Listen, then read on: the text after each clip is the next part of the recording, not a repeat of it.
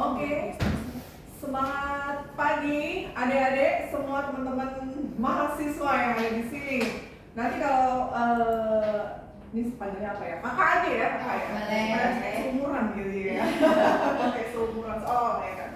Oke, ketika saya sapa semangat pagi, lalu kalian akan jawab pagi, biar nggak kesiangan. Jadi harus pagi bersemangat ya, tapi tetap harus ekspresif gitu ya, tampilin semua ekspresinya. Oke, hitungan 1, 2, 3, semangat pagi. Biar keren gitu. Kalau semangat pagi semua ya. Oke. Semangat pagi.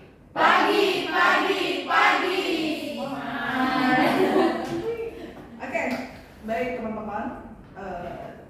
Kali ini kita harus udah siap semua ya, ready ya untuk menerima materi hari ini ya.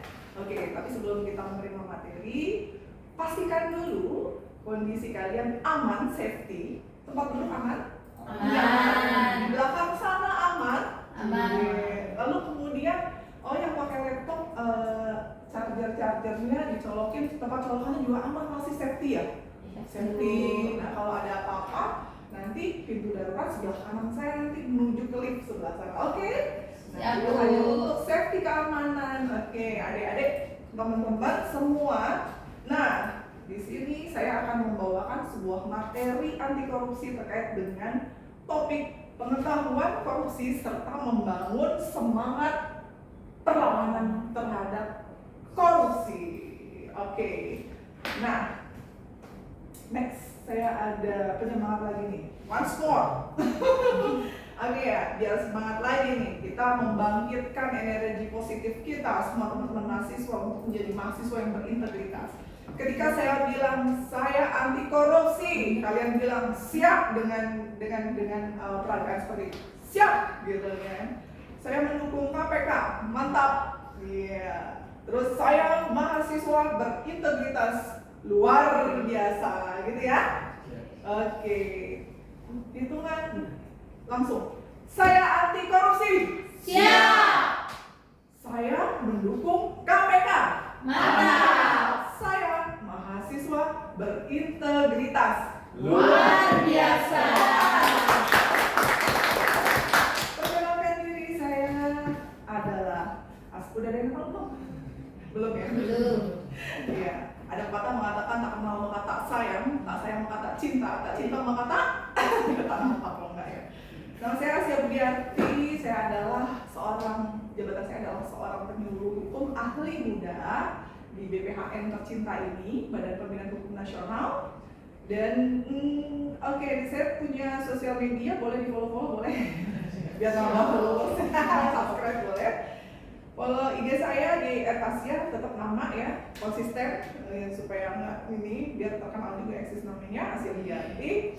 Lalu kemudian TikTok juga ada, boleh follow. Lalu kemudian di Facebook, dan saya punya channel gini-gini loh. Emang kalian aja? Boleh ya. Ya, channel saya itu sharing budaya hukum, yang intinya punya adalah materi-materi hukum di situ. Pakai animasi lagi. Ya, boleh di ini. Boleh tengok-tengok deh ya. Oke, next.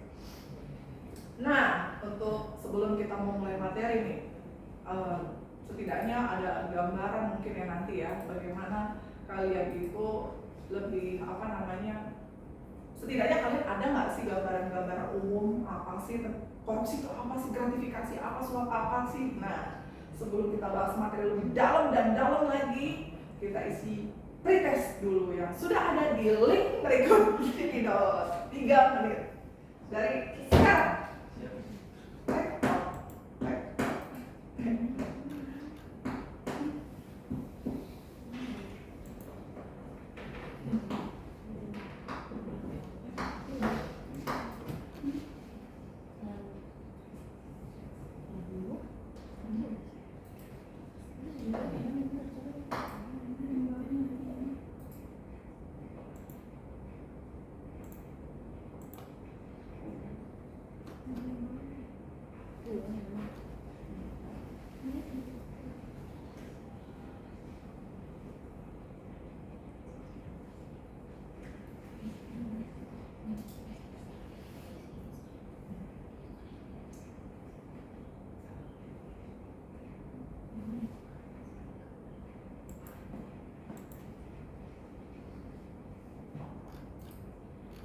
Ada yang bingung?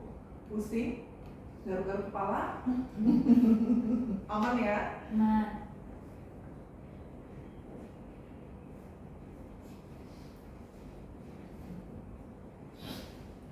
Oke. Waktu berjalan. Kesulitan? Enggak? Ya, ada yang sudah selesai mungkin ada ya? Teman-teman semua nih? Sudah. Wih, hebat, luar biasa. Tepuk tangan dong buat kita semua. Oke, next. Kita masih belum materi nih ternyata. Kita harus ice breathing, menambah semangat lagi. Nah, ketika saya bilang pagi, maka tepuk satu kali ya. Pagi. Gimana? Saya bilang pagi, siang 2 kali. Nah, malam. Oke.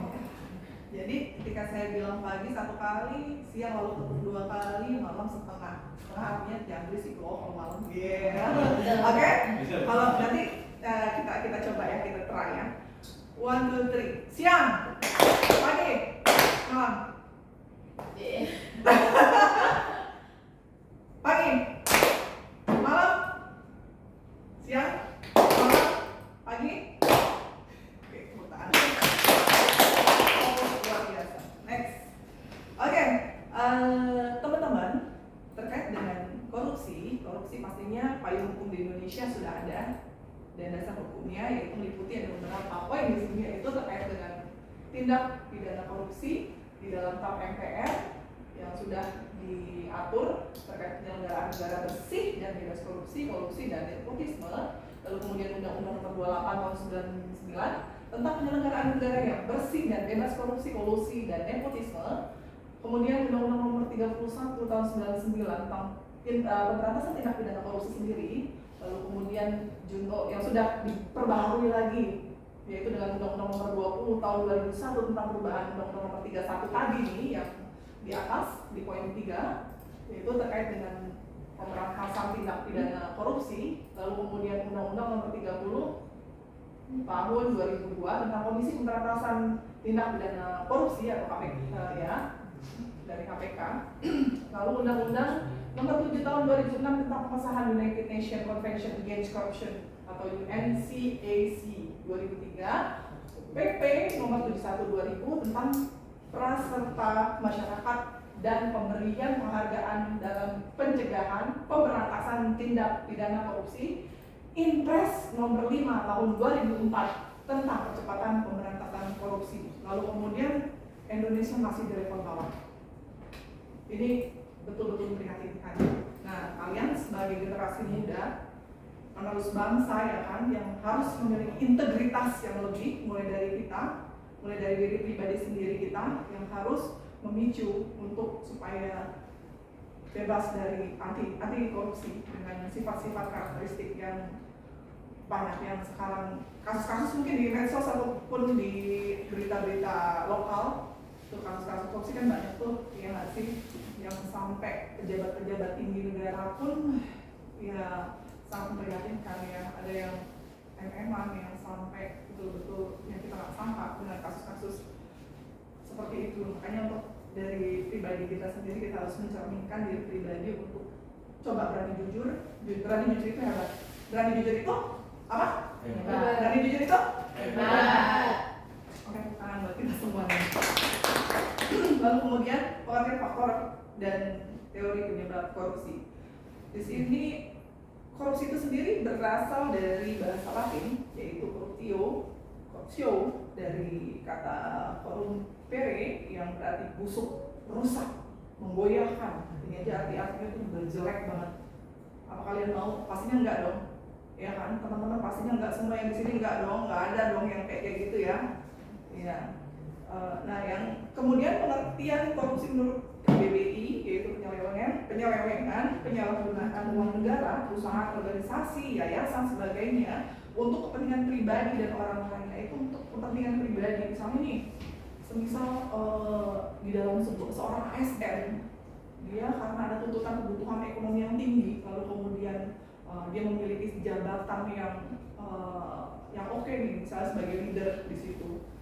Di situ punya rekanan, tiba-tiba rekanan itu ada punya biar win-win solution, kerjasamanya biar goal nih, ada suapnya lah, ada gratifikasinya lah di situ masuk, dan karena tuntutan tekanan dari internal di si leader ini akhirnya dia menyetujui begitu saja, bahkan dia tidak mengingat impact nanti di depan di kemudian hari seperti itu. Nah itu sangat-sangat memprihatinkan sekali, dan tentunya kita harus harus aware akan keadaan seperti itu, dan kita juga dari diri kita harus mencerminkan diri sebagai pribadi berintegritas. Oke, next. Faktor-faktor korupsi menurut Ghosn Theory. Ghosn Theory itu sebetulnya itu, nah ada 4 poin di sini, yaitu need, by greed, by opportunities, by exposure. Jadi kalau need itu kan kayak kebutuhan yang tadi saya bilang tuh. Dia kenapa sih, alasannya, reasoningnya apa sih dia bisa korupsi si pejabat ini? Karena tekanan misalnya dari istrinya, tuntutannya banyak nih. Oh saya harus punya tas yang selevelan branded, yang punya tas branded yang bermerek, yang harus sama dengan pejabat yang sebelah gitu misalnya. Karena pamer, terus posting dia itu di sosmed ya kan. Nah itu tuh yang berbahaya. Jadi mengakibatkan impact dari istri itu bisa berakibat ke suami yang akhirnya jabatan yang dipertaruhkan di sini. Oke, yang kedua adalah di sini greed gitu kan, yang sifat keserakahan. Yang tadinya punya sedikit nih udah bersyukur harusnya kan. Nah itu disyukuri karena udah harusnya cukup dong gitu kan untuk diri pribadi dan keluarga. Tapi enggak juga ketika melihat ada posisi-posisi yang lebih di sana, ataupun mungkin teman ada yang punya job lain yang memiliki yang jelas punya penghasilan yang lebih, akhirnya dia menuntut untuk kalau cuma segini sih sayang ya, gimana kalau saya makan aja yang tadinya anggarannya sekian jadi banyak gitu. Nah itu adalah sifat-sifat yang tidak baik ya teman-teman ya. Semua di sini pasti nggak ada dong serakah-serakah gitu ya kan. Di sini pasti paling galau-galau dikit mah ada ya. Bukan serakah ya. Oke, galaunya diputusin pacar misalnya gitu ya. Oke. Next, greed ya, greed. Oke, bermewah-mewahan. Nah itu cerminan diri pribadi juga. Teman-teman mahasiswa jangan selalu melihat ke atas. Lihatlah teman-teman tuh yang jadilah diri sendiri aja, di yourself aja. Kenapa? Karena aman kok, kita aman nyaman jadi diri sendiri, why not gitu. Jadi nggak usah dengerin depan belakang yang gimana dia ngomong apa ataupun dia pamer apa, silakan aja gitu. Lebih tenang seperti itu ya. Oke, exposure. Jadi kalau kita tercipta karena adanya tekanan. Nah, tadi saya bilang tekanan dari internal maupun eksternal. Oke, paham semua dong? Oke, next. Integritas. Berdasarkan kamus kompetensi perilaku KPK, yang dimaksud integritas adalah bertindak secara konsisten antara apa yang dikatakan dengan tingkah lakunya sesuai nilai yang dianut, kode etik, moral maupun pribadi. Nah, ini teman-teman ada nggak yang pernah belajar? Jujur tahan, jujur. Berani jujur itu? Ayo. Pengakuan dosa. Ayo. Pernah nggak bikin makalah ya kan, lihat ini satunya kopas-kopas, terus nggak dipakai sumbernya, footnote-nya nggak diterapkan di situ. Ayo, pernah, pasti pernah ya, tapi jangan bukan lagi. Oke? Pokoknya semangat. Intinya teman-teman mahasiswa harus berintegritas, jujur buat diri pribadi ya. Setidaknya andai pun mau prapase, boleh prapase itu mengulang tapi mengutip, tapi tetap sumbernya diterapkan, nggak masalah. Memang itu ada sumbernya gitu, dia bisa dipertanggungjawabkan. Oke. Lalu ciri-ciri seorang berintegritas. Ciri-cirinya seperti kepribadian utuh. Kepribadian ada nggak yang punya kepribadian ganda? Oh ya ada ya. Nggak ini utuh, maksudnya utuh tuh di sini bukan kepribadian ganda yang kadang di sini begini, kadang-kadang bisa nangis, bisa itu mah bipolar namanya psikologi bukan. Ini kepribadian utuh. Apa yang dipikirkan, apa yang di hati, apa yang dilakukan sejalan, lurus ke depan, ya kan? Tapi bukan pakai kacamata kuda terus jalan lurus ke depan, mentok nabrak gitu ya. Oke, yang kedua adalah patuhnya terhadap kode etik dalam kampus. Di kampus kan kita kan teman-teman mahasiswa di kampus ya. Nah, patuhnya terhadap kode etik di kampus biasanya ngapain aja? Ada nggak teman-teman yang tahu kode etiknya? Misalnya apa sih aturan-aturan di internal kampus? Satu, kampus pakai staff paling kedisiplinan ya. Jangan boleh ini tentang nggak ada dosen terus yang kayak yang udahlah kita nggak hangoutnya kemana yuk gitu, nanti di mana gitu, nggak ya. Terus tapi tetap ya disiplinnya. Aku yakin sih teman-teman di sini nggak kayak gitu. Tepuk tangan dong teman-teman. Aduh,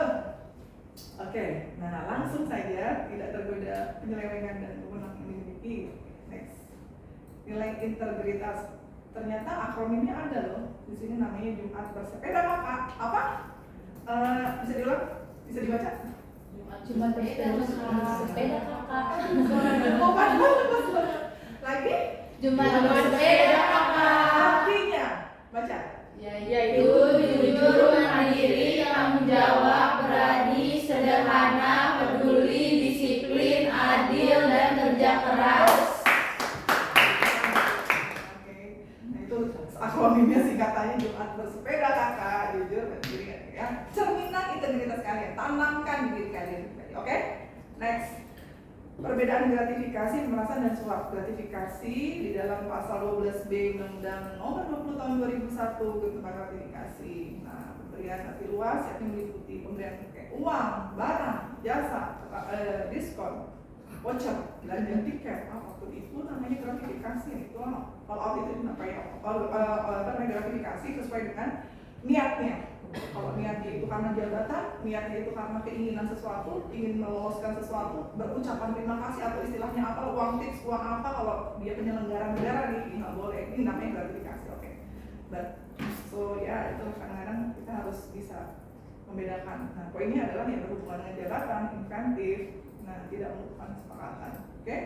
Next, pemerasan. Poinnya adalah sepihak dari pejabat penerima bersifat memaksa, ada pemaksaan. Awas ya, bukan awas ya. Jadi seperti tolong ya saya bantu gitu kan, nanti loloskan saya misalnya gitu kan. Lalu kemudian menerima, nah nanti ketika seperti ini, tapi nanti jangan lupa kalau saya gulkan nanti ada fee buat saya gitu, semisal itu ya. Next, poinnya suap itu transaksional, pertemuan kehendak pemberi dan penerima. Ini ada pemberi dan penerima. Biasanya adalah secara sembunyi-sembunyi tertutup kali. Kenapa dikasih dari bawah? Pokoknya aman lah, yang closing kalau ini aman, gimana aman kan gimana? Pak, nanti doang Pak, tangan lah. Lebay banget sih. Kayak indikator yang dapat digunakan untuk mengukur perilaku. Nah, ini di sini di Indonesia ada loh indikatornya, yaitu dengan singkatan IPK, SPI, dan IPA. Nah kalau IPK, nah itu ini adalah mengukur kapasitas misalnya Corruption Watch gitu ya, kayak yang di sebuah negara itu tingkat korupsinya seberapa sih, seberapa masif sih gitu kan. Masif itu maksudnya tinggi gitu, meningkat. Kalau di negara lain bagaimana perbandingannya seperti itu. Oke, SPI dirilis Komisi KPK, yang merilis juga KPK. Ini survei juga bentuknya. Itu untuk tingkatan atau skop lini pemerintahan daerah gitu kan, dan lembaga atau indeks IPAK. Bahaya dampak korupsi dalam berbagai sektor. Dampak korupsi, dampaknya apa? Adik-adik coba baca sekali lagi.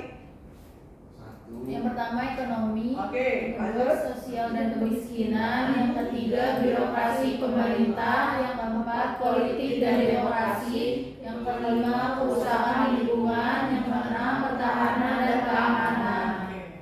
Tuh. Loh, ini foto siapa? Gambar siapa ini? Joshua bukan? Ini adalah role model di negara kita. Role model ini adalah tokoh-tokoh integritas juga, tokoh-tokoh anti korupsi. Nah, di sini juga ada Pak Baharudin Lopa, ada Sugeng Iman Santoso. Jadi ada Muhammad Hatta, Haji Agus Salim, Muhammad Nasir, Ganjar Dewantara, Sri Sultan Hamengkubuwono, Syafruddin Prawitanegara juga. Nah, di sini poinnya mereka itu sudah melakukan suatu integritas yang luar biasa, suatu tugas yang luar biasa, dan mereka menjalani itu sesuai dengan integritas, nilai integritas, menakar dengan pikir hati, menolak apapun, tak masuk takarannya. Nah, kalau nggak ada takarannya dia nolak, benar-benar nolak, jangan nolak di depan, di belakang iya deh gitu, jadiin deal deh gitu, enggak kan seperti itu ya. Itu figur yang luar biasa. Tapi ini orang-orang dulu semua yang sekarang ini harus punya dong, kita punya sifat karakter seperti para ini senior kita, para tokoh role model ini ya. Kita juga harus punya cerminan dari diri kita pribadi juga, minimal kita nggak telat ke kampus, minimal kita nggak plagiat ya kan, benar-benar minimal kita punya kualitas lah di diri kita, jujur, pikiran, hati, perilaku, sikap, segala. Nah, next. Nah, negara, saya ngambil Finlandia, kenapa? Finlandia. Di sini ada 3 yang Denmark, Finlandia. Nah dan satu lagi. Nah di sini Finlandia, kenapa Finlandia? Karena ini benar-benar negara integritas yang benar teraktualisasi, bahkan Perdana Menterinya rela mengundurkan diri hanya karena berbohong saat kampanye. Implementasi undang-undang anti korupsinya sangat baik. Kasus korupsinya tidak hanya melibatkan uang negara. Di sini sudah ya. Ada beberapa contoh di sini. Nah, ini patut kita apresiasi juga untuk Finlandia, dan kita Indonesia wanna be go to seperti next. Ya mudah-mudahan ya, harus optimis ya kan? Iya, baiklah. Nah, sebelum penyuluhan ini kita akhiri, nah sebagai bahan evaluasi nanti teman-teman untuk mengisi sedianya untuk mengisi post test terlebih dahulu di link Google Form berikut ya. Dimulai dari sekarang mungkin waktunya 3 menit ya, seperti tadi. Oke, check it out.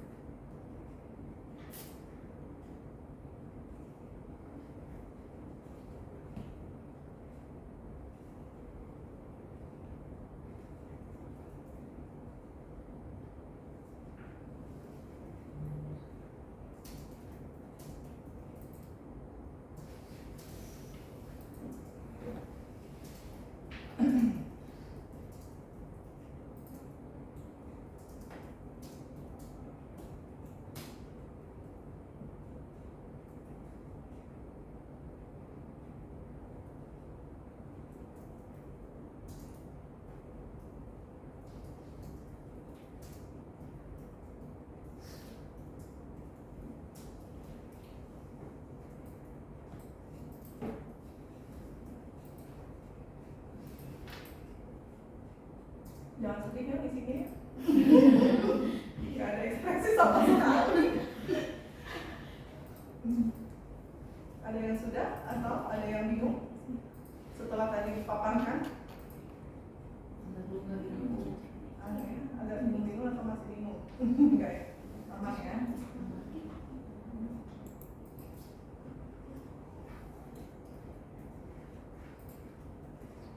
Wah, luar biasa, ada semua selesai. Belum.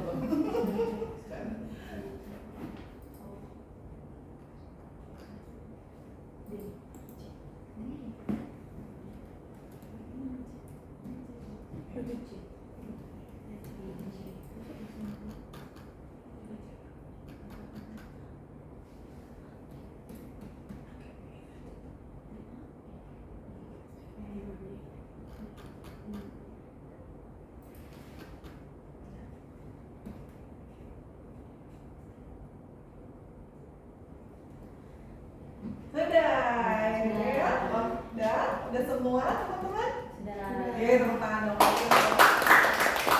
Nah, dari materi yang tadi sudah disampaikan, disimpulkan bahwa generasi muda tanpa korupsi, generasi muda berprestasi dan berintegrasi. Oke, setuju? Setuju. Oke, setuju. Lalu kemudian mungkin di teman-teman di sini ada yang mau bertanya? Saya. Oh iya, siapa namanya, dari mana? Saya Dina Pramadani dari Universitas Bina Sarana Informatika. Oh, dari BSI ya, oke. Izin bertanya Kak, jika seorang ASN diberikan hadiah sebagai ucapan terima kasih atas pelayanan jasa dari masyarakat, kira-kira tuh diperbolehkan apa tidak ya? Wah, itu kejahatan itu. Ya, kan sebelum saya jawab, tepuk tangan dulu buat siapa namanya? Iya. Oke, Naya ya. Naya, oke. Naya, sebenarnya tadi udah saya sampaikan kalau yang sifatnya pemberian apapun bentuknya apa, ada tiket pesawat, ada pemberian hadiah jasa, atau pemberian uang, pemberian sesuatu apapun, voucher misalnya itu. Nah, itu tetap adalah sebuah kejahatan korupsi, yaitu salah satunya gratifikasi. Oke, gratifikasi itu terdapat di dalam Undang-Undang Nomor 20 Tahun 2001 di pasal 12B.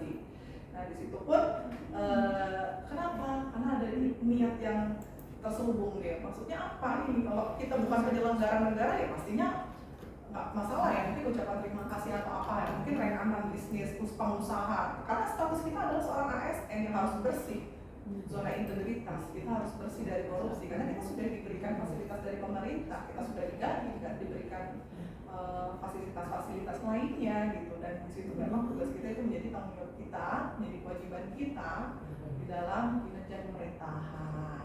Artinya itu adalah kejahatan gratifikasi. Nah, di situ intinya pemberian apapun itu bentuknya gratifikasi. Oke, terima kasih Naya atas pertanyaannya. Oke. Nah, selamat berjuang menjadi mahasiswa berintegritas, jujur, kompeten, berdaya. Nah, sebelum saya akhiri, mohon maaf lahir batin, bukan ikan sepat, ikan gabus ya, lebih sepat lebih bagus bukan?